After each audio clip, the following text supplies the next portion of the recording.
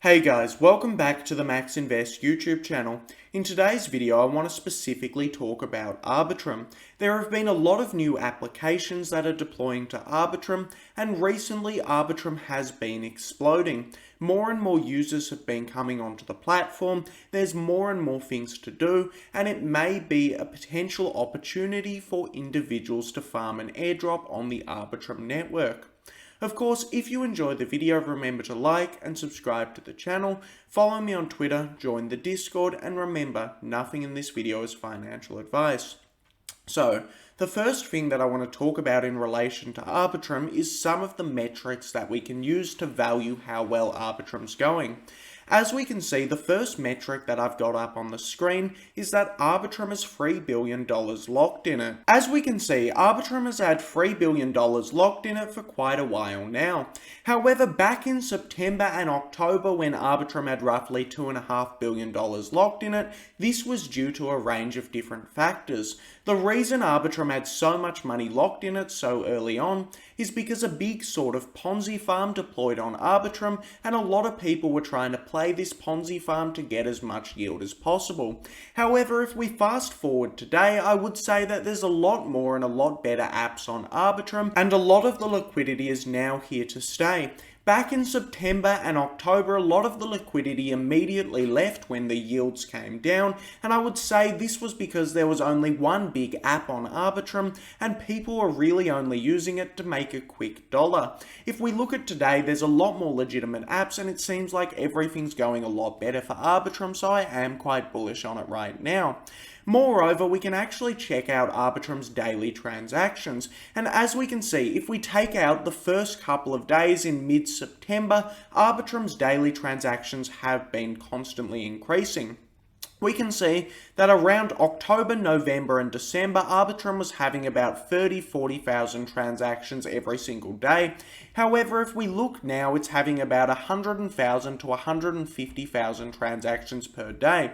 This shows that every single month, Arbitrum's continuing to increase its transactions per day, and I do expect this to continue to go up. Ethereum's main network, which is the layer 1, does about 1.4 million transactions every single day, and I would expect that this year Arbitrum will actually overtake Ethereum in total transactions every single day. Moreover, we can also see that Arbitrum's unique addresses are steadily increasing to over 400,000, showing there's more and more use. And one of the other big benefits of Arbitrum is you can withdraw directly to the Arbitrum Layer 2 from a bunch of different exchanges such as FTX, Binance and Crypto.com for a very, very small fee. Overall, this shows that Arbitrum really can compete with alternative Layer 1s, and I do believe that Arbitrum is probably the best Layer 2 on top of Ethereum that you can use right now. So, the next part of this video that I wanted to go into is what can you do on Arbitrum?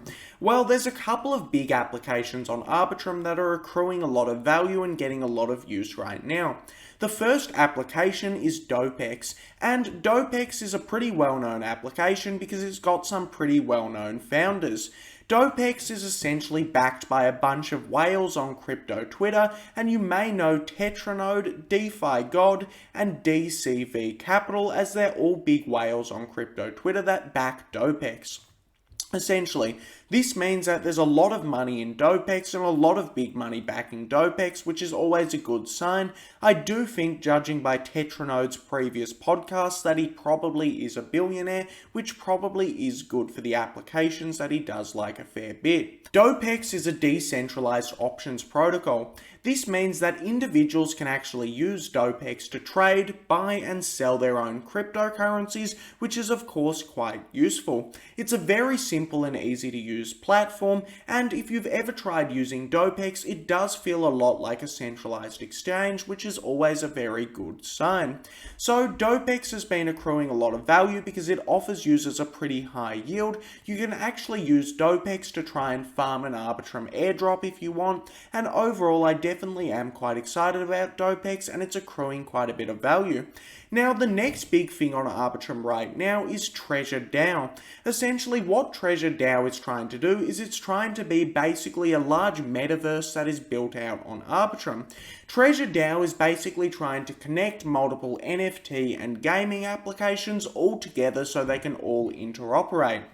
So, what TreasureDAO is trying to be is it's basically trying to be a large network of video games and other things that are all connected together, and they're all connected together by Treasure's native token, which is Magic. So the Magic token powers everything in the Treasure ecosystem, including all of the different NFTs and everything surrounding it, and you can basically build whatever games you want on top of TreasureDAO.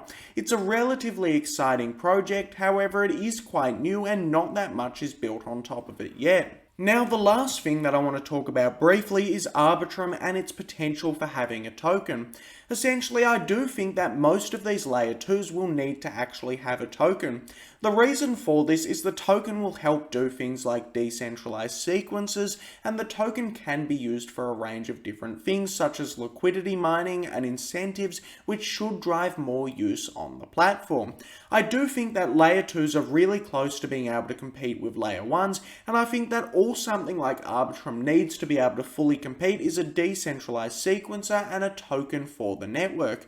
So I am hoping that Arbitrum do release a token in the next couple of months, or even the next 6 or so months. We will need to see what occurs. However, I am currently positioning myself to try and farm for an Arbitrum airdrop if they ever do release a token. And the way I'm doing that right now is I'm using the bridging protocols, which are Hop protocol and Synapse protocol, where I'm basically just providing some Ethereum as liquidity to these protocols. I can do a tutorial in the future if anyone wants to see this. However, I think that the best way of farming an Arbitrum airdrop is just using as Arbitrum as much as possible. If you start using all of the different applications on Arbitrum, you start providing some liquidity, earning some yield, you probably will be eligible for the Arbitrum airdrop. However, we don't know that Arbitrum will do a token airdrop. This is all just speculation on my behalf, and none of it is financial advice. Anyway, this brings us to the end of the video. If you enjoyed the video, remember to like and subscribe to the channel, and thanks for watching the video.